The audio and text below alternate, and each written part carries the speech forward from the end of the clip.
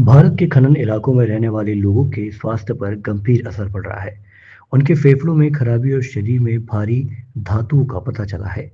ये समस्या सिर्फ खदान श्रमिकों तक सीमित नहीं बल्कि स्थानीय निवासियों और बच्चों में भी पाई गई है। ये पर्यावरण की देखरेख में बड़ी खामियों को उजागर करता है।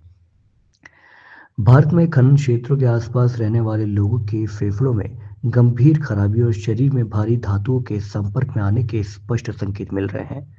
ये जानकारी लोकसभा में पेश किए गए नए आंकड़ों से सामने आई है। स्वास्थ्य मंत्रालय ने भारतीय चिकित्सा अनुसंधान परिषद के अध्ययनों का हवाला देते हुए ये पुष्टि की है कि खनन पट्टियों में रहने वाले लोगों को सीधे खनन में लगे श्रमिकों के समान ही स्वास्थ्य जोखिम का सामना करना पड़ रहा है। राष्ट्रीय व्यावसायिक स्वास्थ्य संस्थान ने कोयला खदानों के पास रहने वाले 1202 लोगों पर एक अध्ययन किया। इसमें पाया गया कि 14.3% श्रमिकों, 10% पर्यवेक्षी कर्मचारियों और 60.8% स्थानीय निवासियों के फेफड़ों का कार्य असामान्य था। छाती के एक्स-रे में 2.5% श्रमिकों, 2.3% पर्यवेक्षकों और 2.7% निवासियों में फेफड़ों के फाइब्रोसिस यानी फेफड़ों का सख्त होना पाया गया है। इसके अलावा 6.8% श्रमिकों और 8% निवासियों में पारा मरकरी का स्तर सीमा से अधिक पाया गया है। ये दर्शाता है कि प्रदूषण सिर्फ काम करने वाली जगहों तक ही सीमित नहीं है बल्कि आसपास के एरिया में भी फैल रहा है। डॉक्टर के मुताबिक ये पैटर्न बताता है कि कोयले की महीन धूल और सिलिका घरों, स्कूलों और सामुदायिक स्थानों तक पहुंच रही है। उन्होंने आगे कहा कि जो खनन से जुड़े न हो, ऐसे लोग भी श्रमिकों के बराबर फेफड़ों की समस्या से जूझ रहे हैं। तो इसका मतलब है कि बच्चे और परिवार भी बिना सुरक्षा के काम के स्तर के प्रदूषण का सामना कर रहे हैं। राजस्थान के भीलवाड़ा जिले में रामपुरा की अगूचा खदान के पास रहने वाले बच्चों के खून में सीसे यानी लेड का स्तर अन्य बच्चों की तुलना में अधिक पाया गया है।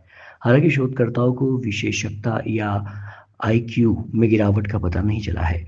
ओडिशा के अंगुल और दमन जोड़ी में आईसीएमआर के एक आकलन में समुदाय के सदस्यों में क्रमशः 2.35% और 2.04% श्वसन संबंधी समस्या पाई गई है।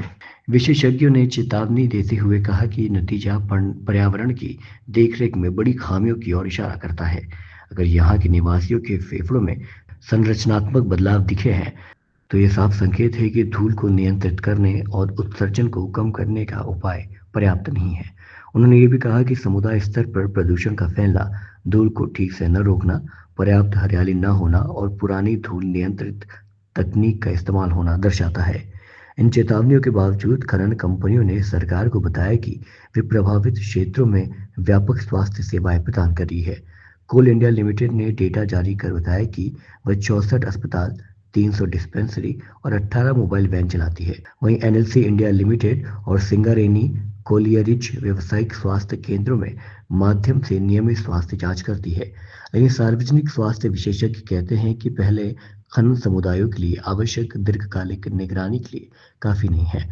हालांकि यहाँ पर स्वास्थ्य शिविर और मोबाइल इकाइयाँ कभी-कभी लगती है और बुनियादी होती है। उन्होंने जोर दिया कि केवल नियमित जांच, विशेषज्ञ क्लिनिक और पर्यावरण ऑडिट वाले व्यवस्थित कार्यक्रम ही बीमारियों का जल्दी पता लगा सकते हैं और स्थायी नुकसान को रोक सकते हैं। स्वास्थ्य मंत्रालय ने कहा कि वह श्वसन रोगों से संबंधित राष्ट्रीय कार्यक्रमों को चलाने के लिए कोयला मंत्रालय और जिला अधिकारियों के साथ मिलकर काम कर रहा है।